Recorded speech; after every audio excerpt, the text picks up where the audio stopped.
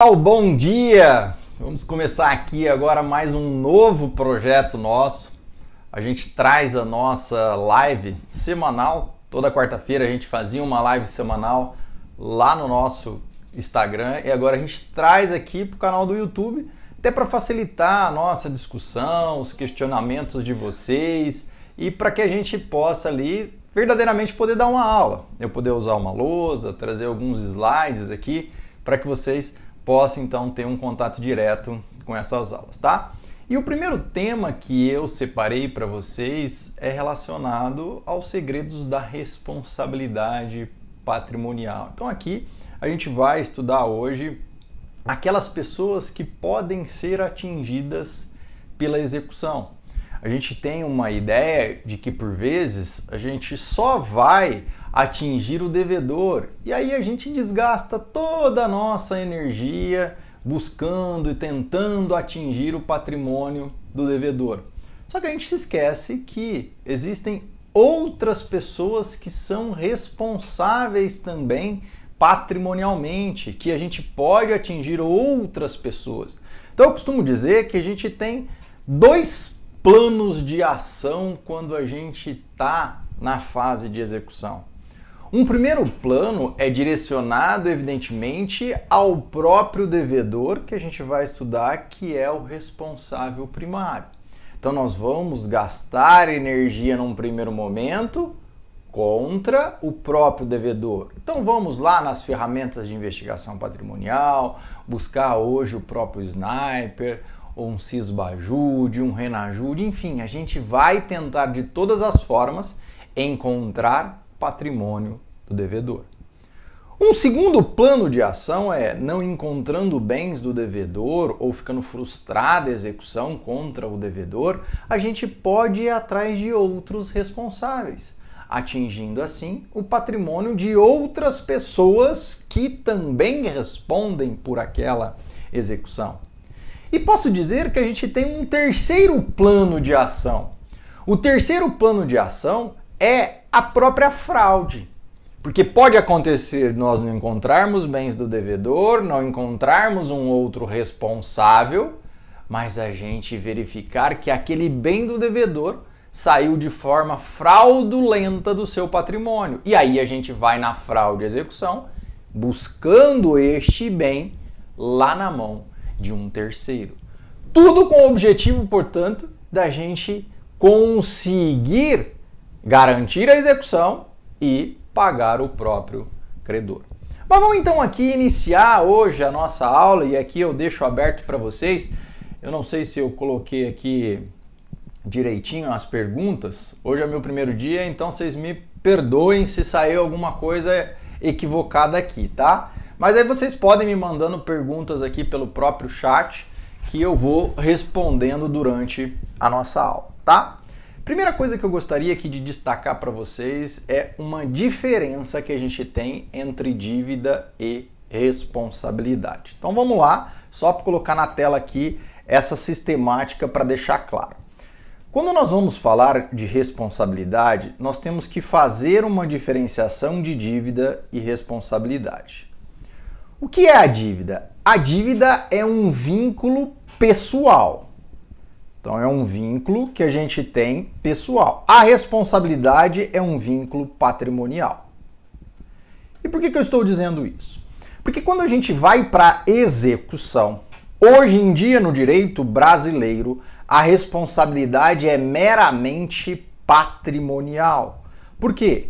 Porque são os bens presentes e futuros do próprio devedor ou de outros responsáveis que respondem pela execução.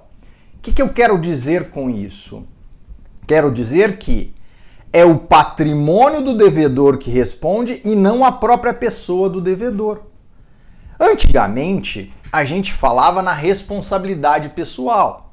Então, antes da gente ter uma responsabilidade meramente patrimonial, era possível que uma pessoa, se ela ficasse devendo para outra, a gente ia lá e transformava ela em escrava. Se ela ficava devendo para diversas pessoas, ela era levada para a praça pública e eles dividiam aquela pessoa, ou seja, matavam aquela pessoa. Hoje a gente não tem mais uma responsabilidade pessoal, exceto na execução de alimentos. Na execução de alimentos, a gente ainda tem uma responsabilidade pessoal, porque a gente manda o sujeito lá para o chilindró. Manda ele ficar preso 3 meses porque ele não pagou algo patrimonial. Aquele alimentos que ele deveria pagar. Aí eu posso atingir ele pessoalmente. Ah, professor, mas qual é a relevância disso para o meu dia a dia? Isso tem muita relevância quando a gente vai lá naquelas coerções indiretas. Vocês já ouviram falar naquela hipótese da gente poder aprender o passaporte do devedor, aprender a carteira de habilitação dele porque ele não fez o pagamento dos débitos trabalhistas? Isso daí é uma responsabilidade pessoal. E aí gera-se muita discussão. Olha, se hoje a gente não tem mais uma responsabilidade pessoal, como é que eu posso ir e atingir de alguma forma a própria pessoa do devedor? Mas aqui nessa hipótese, o que a gente faz é o quê? A gente cria mecanismos de coerção indireta, fala, olha, sujeito, eu vou só tirar aqui, de certo modo, alguns aspectos que você tem de liberdade, então poder usar um carro, vou pegar a sua CNH, enquanto você não fizer o pagamento. Então a gente cria uma coerção indireta.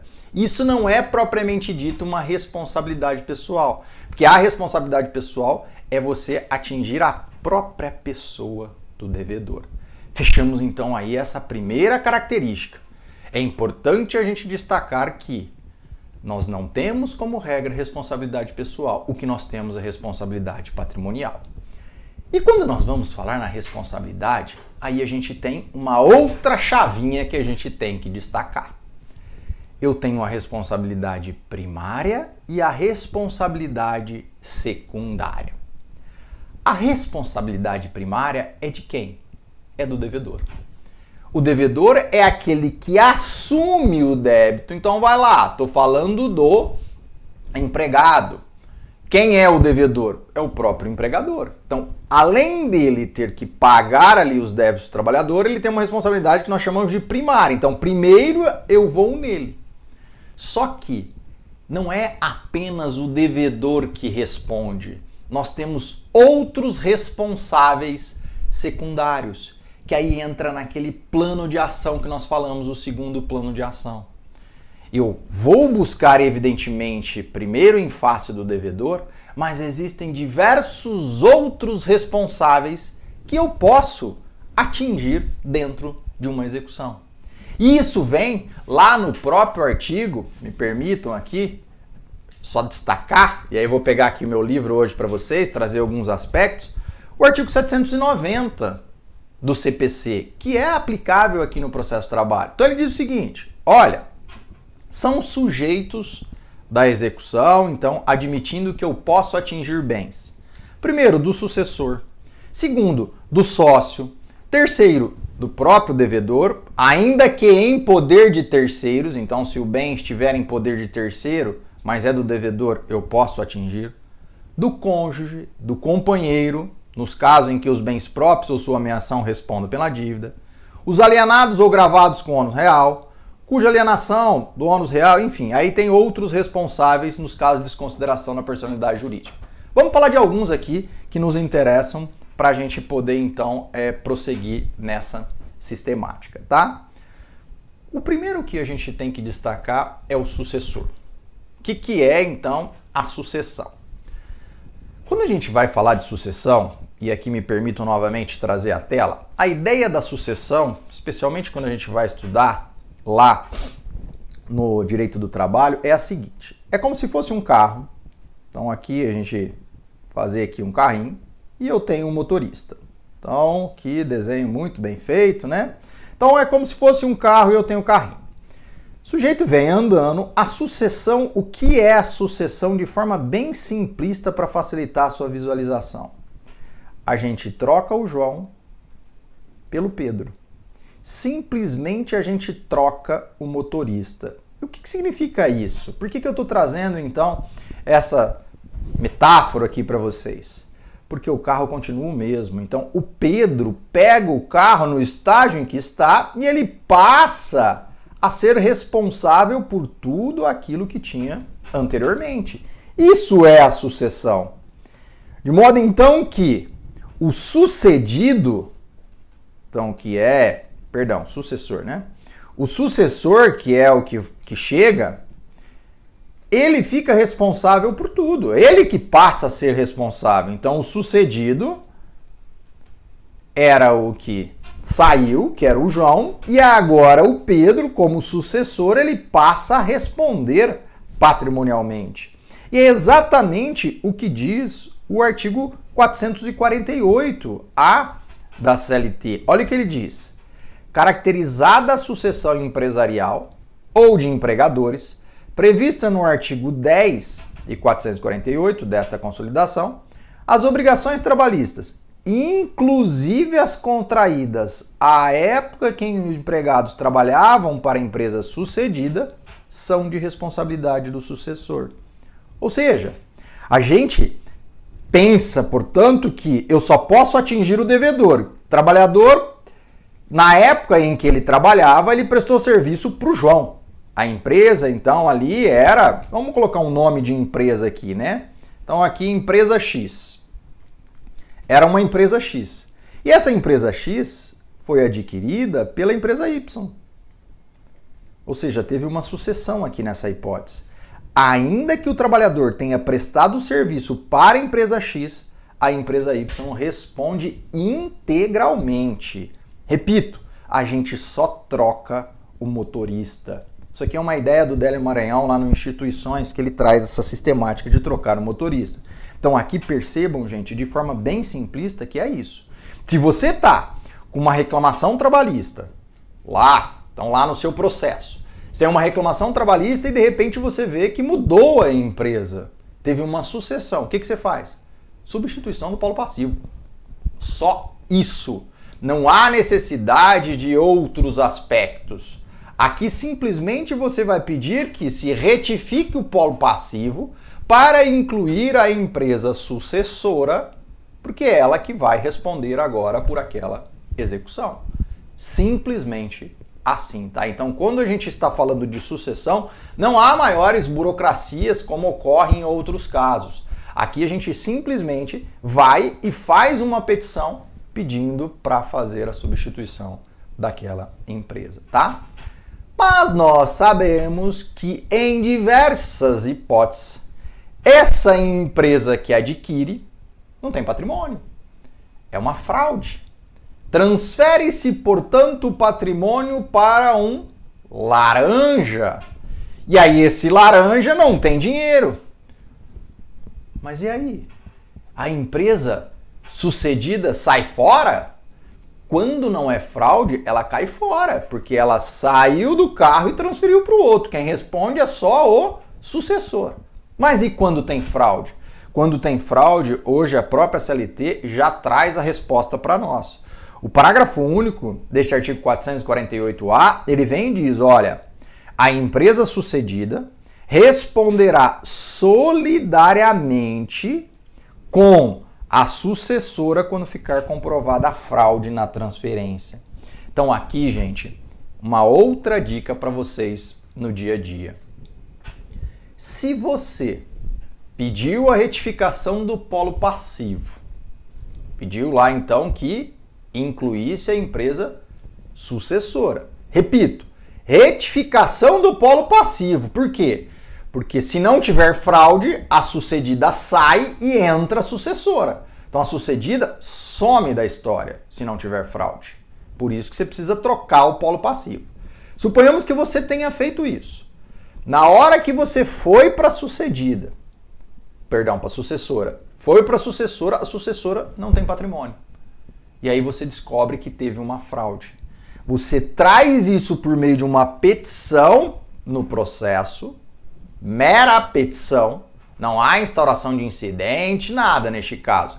Você vai fazer uma petição para o juiz, comprovando a fraude, que aí é o exequente que tem que fazer isso. Você traz então essa petição demonstrando essa fraude, e a partir do momento em que você demonstra essa fraude, você pede para voltar à empresa sucedida, já que a responsabilidade vai ser solidária entre a sucessora e a sucedida, tá? Então atente-se aí para essa característica, gente, porque é importante você saber que vai ter essa retificação, se for mera sucessão, e por outro lado, se tiver fraude, você vai manter os dois, tá?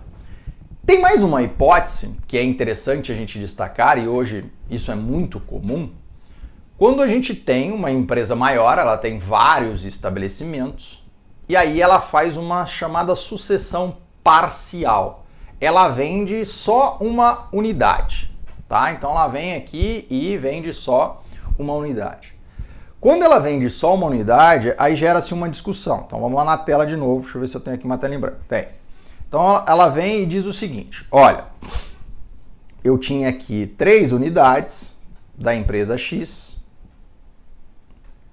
e aí eu vendi a unidade 2, que estava lá em Belo Horizonte, vendi essa unidade. E aí? Nessa hipótese, tem algumas decisões judiciais de alguns tribunais que acabam entendendo que aqui a gente passa a ter uma responsabilidade solidária entre a empresa X e a empresa Y, independentemente aqui do trabalhador ter ou não prestado serviço naquele período. O que tem se entendido de forma majoritária é o seguinte, olha, como eu tive a transferência só da unidade 2, a empresa Y responde de forma principal por todos aqueles empregados da unidade 2. Ela que passa, portanto, a ser responsável. Então aqui, só quanto à unidade 2. A unidade 1 e a unidade 3 continuam lá com a empresa X. Então quando a gente tem uma sucessão parcial, a nova empresa responde só por aqueles empregados da unidade que ela adquiriu, tá? Deixa eu só ver aqui uma pergunta aqui que fizeram. Deixa eu abrir aqui só para responder aqui o questionamento. Então lá, o artigo 793 e o 1226 do Código Civil admitem a apreensão de bens para integrar a execução, em via de mão dupla, quanto ao ponto de vista de transferência material como formal. Bom dia, Edna. Feliz 2023 para você também. E aqui ele pergunta, entendimento majoritário mantém a responsabilidade subsidiária sem fraude? Então aqui eu não entendi muito bem aqui a pergunta, tá? O Dr. D. Se for o que a gente está falando aqui, sucessora e sucedida, não existe responsabilidade subsidiária aqui, gente. Aqui, se houve a transferência, pensa lá naquela metáfora que eu fiz. Eu tiro um motorista e coloco o outro. Quem responde é o sucessor, é o novo. Não tem responsabilidade subsidiária. Quem responde é o novo. Agora, se tiver fraude, os dois respondem, tá bom? Um outro aspecto que a gente tem quando a gente vai falar de outros responsáveis, e aí vale bastante a pena a gente destacar aqui nessa primeira aula nossa, é o grupo econômico. Quando a gente fala em grupo econômico, a gente tem regra própria aqui na sistemática da CLT. O grupo econômico a gente tem uma responsabilidade solidária. Pelo menos aí toda a sistemática da CLT, jurisprudência atual, embora a gente tenha algumas discussões agora que eu vou trazer aqui para vocês. Mas a responsabilidade quando a gente tem um grupo econômico é uma responsabilidade solidária, tá? Me permito aqui só abrir um parênteses para eu não esquecer de falar um aspecto para vocês antes de eu entrar nessa história do grupo econômico. Quando nós temos uma empresa, então lá eu vou continuar com a empresa X. E a empresa X, ela tem a sede, que é onde o trabalhador prestou o serviço, então suponhamos que a sede dela fique em São Paulo, mas ela tem várias unidades no interior de São Paulo e distribuída pelo país. Então aqui ela tem várias unidades. E uma das unidades está lá em Belém. E a sua reclamação trabalhista é da unidade lá de Belém. Então aqui você está lá em Belém, o seu cliente prestou serviço lá na unidade de Belém, você entrou com a ação lá na Vara do Trabalho de Belém, no Pará. Então, você entrou com a ação lá. Chegou na execução, você não encontrou bens dessa filial. Então, você aqui procurou bens da filial, já se esbajou de um monte de coisa e não encontrou. O que você pode fazer neste caso? Você pode atingir as outras filiais ou a sede? Isso é um grupo econômico? Não é um grupo econômico, gente. Isso daqui é uma empresa. O que significa, portanto, que você pode simplesmente pegar o CNPJ da sede ou de outras filiais e falar: olha, juiz, essa empresa ela tem sede em São Paulo e várias filiais. Eu quero que se faça o CISBAJUDE no CNPJ da sede. Eu quero que se faça o CISBAJUDE na filial lá de Salvador, porque todo o dinheiro está na filial de Salvador. Nessa hipótese é plenamente possível. Isso não é grupo econômico, isso é empresa. A empresa ela pode ser então distribuída na sede e em várias filiais. O STJ e o TST têm entendimento pacífico nesse sentido. Então, repito, se você entrou com a sua reclamação trabalhista e colocou no polo passivo o CNPJ da filial, então lá no finalzinho você veio e colocou aquela numeração lá que demonstra que é a filial. Nessa hipótese, é plenamente possível você vir e incluir a sede ou as outras filiais. Mais uma dica aqui para vocês. Quando nós vamos falar do CISBAJUDE, no CISBAJUDE, teoricamente, você poderia fazer o CISBAJUDE pelo CNPJ raiz da empresa. O que é o CNPJ raiz da empresa? São aqueles números antes daquele 001 lá, traço não sei o que. Então, aqueles primeiros lá, os 8 primeiros números, seria o CNPJ raiz.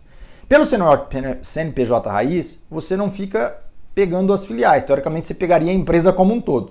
No entanto, o CISBAJUDE ele tem um bug que acaba não dando certo isso. Então é interessante você pegar todos os números dessas CNPJs, seja da sede, seja das filiais, e pedir para que se faça o CISBAJUDE em todas essas unidades, tá? Então aqui só um preâmbulo para a gente começar aqui falando de grupo econômico. Então repito, isso aqui não é grupo econômico, isso é simples. Basta você pedir já direto, falar: ó, juiz, não estou encontrando na unidade tal, eu quero que se faça o CISBAJUDE na outra unidade ou nas outras unidades, tá?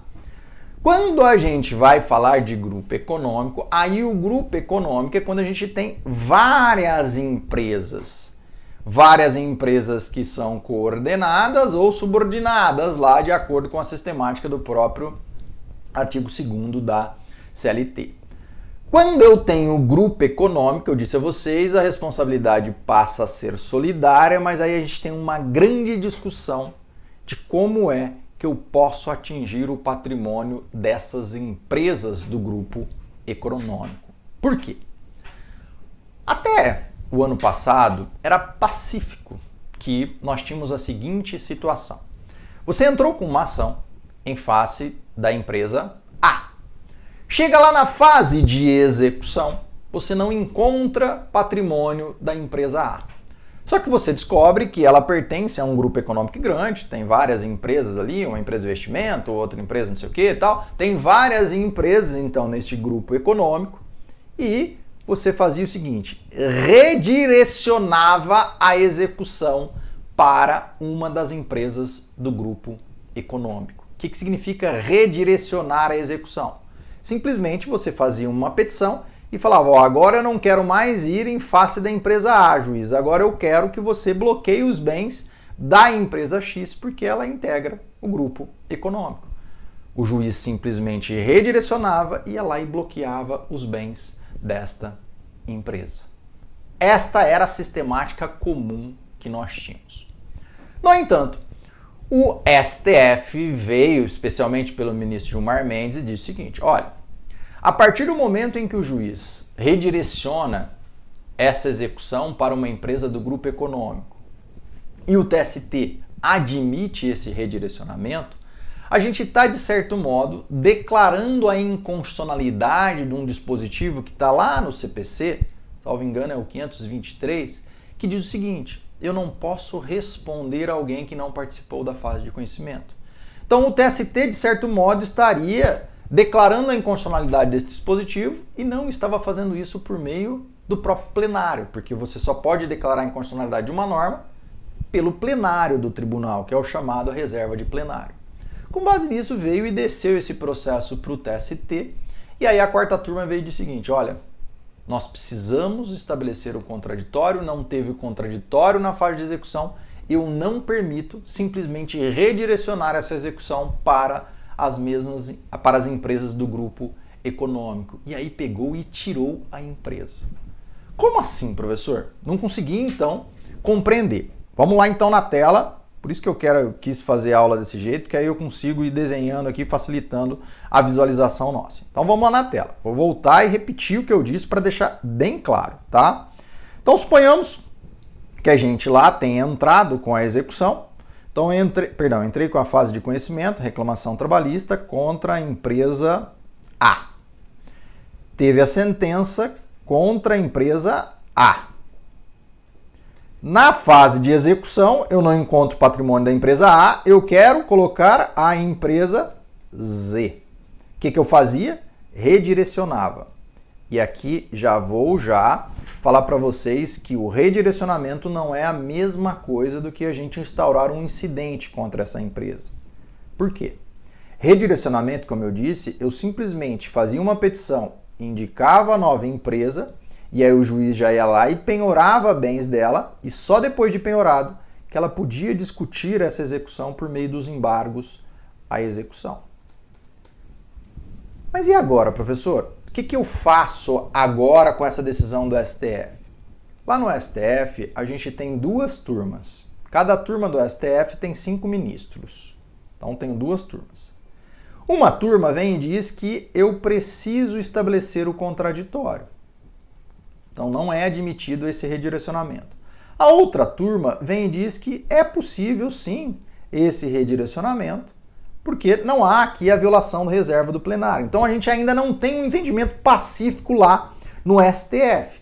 O que significa que, atualmente, ainda continua sendo desta forma. O STF, porém, já estabeleceu lá um recurso de repercussão geral e ele vai decidir isso de forma vinculante. Mas, por hora, a gente ainda continua tendo essa sistemática. Professor, mas e na hora que sair essa decisão do STF? A gente não fica agora numa situação delicada, principalmente você como advogado, que aí o que você vai fazer? Você vai ficar esperando a execução? Vai ficar lá esperando, suponhamos que o STF decida e aí você vai perder? Então, o que eu tenho falado para os meus alunos é o seguinte: se você já sabe que ela pertence ao grupo econômico, já coloque todas as empresas no polo passivo da reclamação trabalhista. Ah, professor, mas aí vai dar muito trabalho, ou eu já tenho a sentença e agora eu já estou na fase de execução e eu quero incluir a empresa Z. O que eu faço? Para você ficar precavido, vai a dica de ouro aí para vocês. Instaure um IDPJ. Mas IDPJ não é para sócio, professor? É, mas aqui a gente vai usar a mesma sistemática do IDPJ. Faça uma petição instaurando um incidente para incluir outra empresa do grupo econômico. E por que isso tem relevância? Porque toda essa discussão aqui, gente, é que a empresa Z não teve possibilidade de participar do contraditório. A partir do momento em que você instaura o IDPJ ou um incidente para incluir a empresa do grupo econômico, você, antes de penhorar bens dela, você dá a possibilidade dela se defender, dá a possibilidade de estabelecer o contraditório. Essa é a grande diferença do incidente para o redirecionamento. No incidente você instaura, o juiz vai citar a empresa para ela se defender nesse incidente e depois ele vai decidir. A partir da decisão dele, aí sim, que se ele entender que tem o grupo econômico, é que ele vai fazer a penhora. E por que você vai fazer isso? Porque a partir do momento em que você estabeleceu o contraditório, cai por terra todas aquelas violações constitucionais. Em resumo, o que eu quero dizer com tudo isso? A meu juízo, após a decisão do STF, eu acredito que a gente vai ter que instaurar incidentes para incluir empresas do grupo econômico. Não vai ser como acontece nos dias atuais, que simplesmente a gente pede para redirecionar. Então, para você já se precaver e não ter problemas de nulidade no seu processo, já faça isso. Porque, repito, na decisão da quarta turma do TST, o que o TST fez era caso da Petrobras. Simplesmente, ela veio e falou, não pode redirecionar a execução contra outra empresa do grupo econômico se não estabelecer o contraditório. E excluiu a outra empresa do grupo econômico. Ah, professor, mas aí eu não posso entrar com uma ação própria? Pode não. Acabou. Aquela outra empresa você não consegue chegar mais nela. Então, para você não ter esse problema e já ficar precavido, faça isso. Peça para instaurar um incidente, estabelecer o contraditório antes de atingir o patrimônio daquela empresa do grupo econômico. Mas atenção! Tal como ocorre lá com o sócio, no sócio é a mesma coisa. No IDPJ, o que a gente faz? A gente pede então para citar o sócio, para ele se defender e tudo mais. Só que, se você tiver indícios de que aquele sócio, ou, aqui no meu caso, do grupo econômico, a empresa que você quer colocar, está dilapidando o patrimônio, peça uma tutela cautelar. Aí, antes dela se defender, você já pede para bloquear o patrimônio dela, porque se a gente ficar esperando, vai sumir aquele dinheiro daquela empresa a outra empresa do grupo econômico, que é onde ficou o dinheiro. Então, atente para essa particularidade. Você vai instaurar um incidente, mas se você verificar que ela está dilapidando o patrimônio, já peça uma tutela cautelar, com base no artigo 300 do CPC, para que seja bloqueado o patrimônio daquela outra empresa do grupo econômico até que se acabe aquele incidente, tá? Então, atente para isso, não vacile aí nesses aspectos, tá? Um outro ponto que eu gostaria de trazer para vocês, e aqui da nossa responsabilidade patrimonial, é quando a gente tem uma terceirização, o que é muito comum, né? Deixa eu ver aqui se tem aqui alguma outra pergunta, né? Após o fechamento da empresa, anos depois de aberta, outra que, embora o quadro seja diferente, atua no mesmo ramo da atividade econômica anterior, em endereço próximo, utilizando o mesmo nome empresarial e logomarca. Nessa hipótese, há sucessão para fins trabalhistas? Vamos lá. Ô Mayra, aqui quando a gente vai falar na sucessão, evidentemente que a gente precisa ter os requisitos para a sucessão. E um dos requisitos para a sucessão é a continuidade da atividade. Se você conseguir demonstrar esse vínculo da continuidade, pelo que você está falando aqui, teve uma paralisação. Então ficou muito tempo sem atividade e depois que voltou. Aí você não teria a continuidade. Agora, se você conseguir demonstrar que houve essa continuidade, não deu baixa na empresa e tudo mais, aí nessa hipótese você poderia caracterizar a sucessão, tá? Uma outra pergunta. Mas a instauração do IDPJ para a inclusão de empresas do grupo econômico no polo passivo não depende do fato de que a segunda consta como sócia da primeira? Não necessariamente. Quando você fala integrante do grupo econômico, integrante do grupo econômico não significa ser sócia, propriamente dito. Elas podem ser pessoas distintas, mas elas têm um fim comum. Isso é o grupo econômico. Então é plenamente possível você ter empresas separadas que integram o mesmo grupo econômico, tá? A Jane aqui tá... boa tarde. Jane... Aqui a Jane já até me mandou esses dias um questionamento, né? Vou responder para você. A Jane é nossa mestre em recursos trabalhistas. Ela acabou agora o nosso curso de recurso trabalhista. Até vou pedir um feedback para ela, o que ela achou do curso e tudo mais, para a gente poder aqui trazer para vocês, tá? Mas vamos lá então agora falar da terceirização. Na terceirização, gente, o que é muito comum, na terceirização a gente tem uma triangulação. Então a gente tem um responsável principal, que é o prestador de serviço, e o tomador de serviço é um responsável secundário. Então a gente tem a seguinte sistemática. Ó. Tenho lá o trabalhador, tenho o prestador de serviço, que é o próprio empregador, né? Então aqui percebam que aqui a dívida é formada em face desse. E eu tenho aqui um tomador de serviço. Então aqui a gente tem uma triangulação aqui nessa hipótese, tá? Quando eu falo na terceirização, a sistemática da terceirização, o que o TST e os tribunais aqui decidem? Obrigatoriamente, para que eu possa atingir o tomador do serviço, ele tem que participar da fase de conhecimento. É diferente do que nós estamos falando no grupo econômico, que eu vou poder instaurar um incidente lá na fase de execução. Quando eu estiver falando de terceirização, obrigatoriamente lá no polo da minha reclamação trabalhista, eu tenho que colocar o prestador do serviço e o tomador do serviço, sabendo-se que a responsabilidade primária é do prestador e a secundária é do tomador de serviço. Ou seja, primeiro eu tenho que buscar atingir o patrimônio do prestador, se eu não encontrar, aí que eu vou no tomador.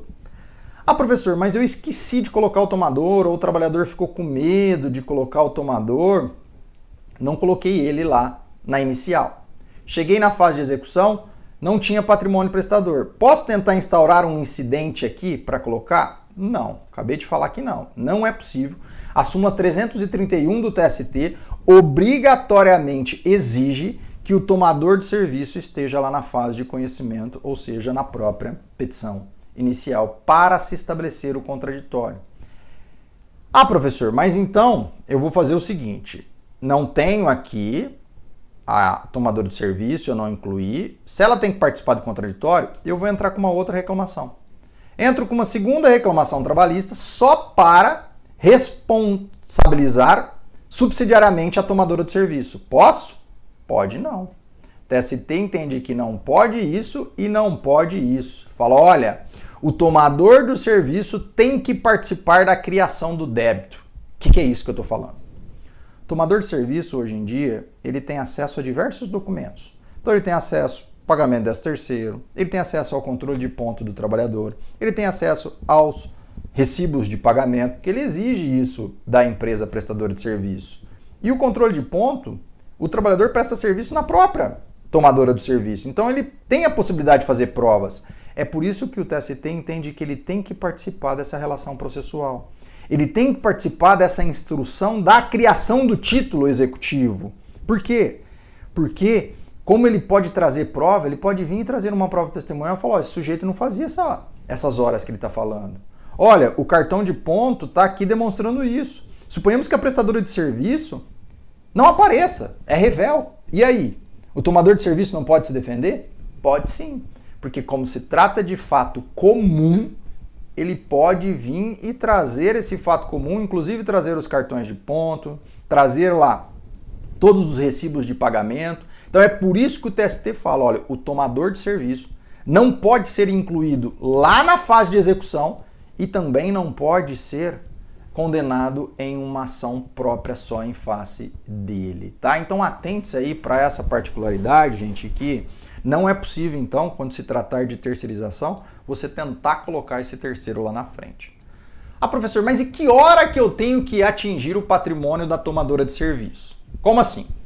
Eu entrei com ação em face dos dois, chegou lá na fase de execução, eu não encontro o patrimônio da prestadora de serviço. Que hora que eu posso ir atingir o patrimônio do tomador de serviço? Eu preciso instaurar um NDPJ para atingir o patrimônio do sócio lá da empresa prestadora de serviço e só depois ir no tomador? Claro que não. A jurisprudência tem caminhado no seguinte sentido, e aí a gente tem duas teses, mas eu vou te falar a tese majoritária. Uma primeira tese vem e diz o seguinte, olha, basta eu citar a empresa prestadora de serviço e ela não fazer o depósito. Então lá o artigo 882 fala, olha, vou citar para ela pagar no prazo de 48 horas, garantir a execução, nomear bens à penhora. Se ela não fez isso, ficou silente, eu já posso ir atrás da empresa tomadora de serviço. Essa é uma tese. A tese majoritária, por outro lado, vem caminhando no seguinte sentido. Eu preciso fazer pelo menos buscas básicas em face da prestadora de serviço. Então eu citei ela para pagar no prazo de 48 horas, ela não pagou, não garantiu. O que eu peço? Eu peço um cisbajude. Frustrado. Posso pedir ali um renajude e às vezes um infojúdio. Se eu pedir o cisbajude e o renajude, ou às vezes só o cisbajude, pesquisa básica. Não encontrei bens? Eu não preciso ir atrás do sócio dessa prestadora de serviço. Eu já vou direto para a tomadora de serviço. Aí, neste caso, é plenamente possível eu ir atrás do tomador de serviço. Mas atenção, pode acontecer que o tomador de serviço demore. Suponhamos uma administração pública. Às vezes você vai ter que entrar num precatório, toda uma discussão ali e tudo mais, e o sócio tem dinheiro daquela prestadora de serviço. Você sabe que tem. Você pode instaurar um DPJ e, ao invés de ir na empresa tomadora de serviço, ir lá atingir o patrimônio do sócio da prestadora de serviço? Claro que pode. Plenamente possível você instaurar um IDPJ para atingir o patrimônio da empresa prestadora de serviço, tá? Ah, professor, e eu posso instaurar um IDPJ para atingir o patrimônio da tomadora de serviço? Pode. Só que aí, neste caso, a gente tem ordens sucessivas. Eu primeiro tenho que atingir a prestadora de serviço, depois a tomadora de serviço, para depois ir atrás do sócio da tomadora de serviço, tá? Já o sócio da prestadora de serviço, basta eu não encontrar bens da prestadora que eu já posso ir atrás do sócio. Beleza? Pessoal, hoje era isso que eu queria aqui trazer para vocês. Vamos lá aqui só ver aqui se tem mais algum questionamento. O Douglas pergunta, quando terceiros autorizam que seus bens sejam nomeados à penhora para garantir a execução, quais os cuidados devem ser adotados pelo exequente? Muito boa pergunta, Douglas. Bens de terceiro, aí é só se ele tiver ali essa destinação, é plenamente possível um terceiro pagar o débito de outro. Aí, neste caso, se ele tiver registrado o que você precisa precaver, o que é registrar na matrícula daquele imóvel ou de um bem que for registrável que ele está sendo penhorado e tem que ter uma declaração feita pelo próprio terceiro que ele está indicando aquele bem. Porque pode acontecer isso, tem lá um laranja, alguém lá que às vezes acaba fazendo isso e vem e coloca o bem, plenamente possível. Então o que você precisa ali é uma declaração dele no próprio processo, que aquele bem está sendo destinado para aquela execução, e se for um bem registrável, registre a penhora a ser feita no próprio bem para que dê conhecimento para terceiros e aí não tenha problemas de fraude e execução, tá? Muito boa pergunta.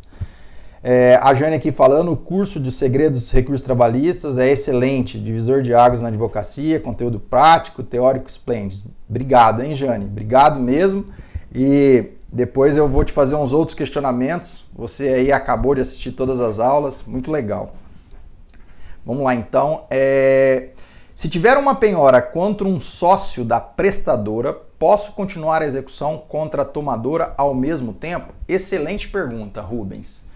Até tem um enunciado da jornada de direito do trabalho, processo de trabalho, que fala expressamente nisso. Não vou saber o número do enunciado, mas você bater no Google aí, enunciado, e coloca esse tema que a gente está falando, responsabilidade do sócio, do tomador, eles admitem isso e a jurisprudência vem evoluindo nesse sentido, que é muito semelhante ao que acontece quando a gente tem empresa de recuperação judicial, que hoje eles têm admitido, que você entre com um incidente e habilite seu crédito.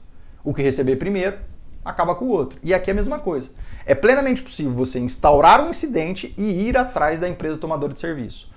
O único problema de tudo isso é a sistemática do fluxo procedimental. Só isso. Que aí o juiz acaba ficando confundido. Uma hora você vai contra um, outra hora vai o outro. Então você instaurou um incidente, vai estabelecer o contraditório e aí contra a tomadora, como é que funciona? Então esse trâmite aí que acaba ficando meio atrapalhado. Repito, então é plenamente possível, sob o ponto de vista teórico, mas na hora que a gente vai para a prática, que é muito comum que a gente acontece nos nossos processos lá do Ministério Público, quando a gente entra com uma execução de obrigação de fazer e de pagar. Cada uma tem um trâmite, o juiz fica doido, porque o PJE não acaba autorizando essas duas mudanças, uma hora fazer uma coisa, uma hora fazer outra. Então aqui você pode ter alguns atrasos no seu processo por causa disso. Mas repito, teoricamente, plenamente possível, mas na prática como são pessoas distintas e cada hora vai para um lado, então um IDPJ e depois a tomadora, às vezes isso pode gerar um travamento aí na sua execução. Beleza? Pessoal, espero que vocês tenham gostado dessa nova forma que a gente vai fazer, então, aqui as nossas lives. O objetivo é ser prático, mas também trazer teoria para vocês, para o seu dia a dia, para você melhorar aí a sua advocacia. E já convido vocês a participarem do nosso evento que nós vamos fazer no dia dia 30, 31 e dia 1º de fevereiro. Todos os dias, ali esses 3 dias, nós vamos fazer um evento Execução Dinheiro no Bolso, então que eu vou te trazer diversos aspectos relacionados à execução trabalhista. E acompanhe a gente também lá no Instagram, que a gente, nesse período aí, a gente tem falado bastante de execução. Mande suas dúvidas, seus questionamentos, que a partir de agora a gente vai falar bastante de execução, além, evidentemente, de recurso, que é um tema que a gente gosta bastante de falar. Obrigado para vocês, tenham um excelente 2023 e conte sempre comigo.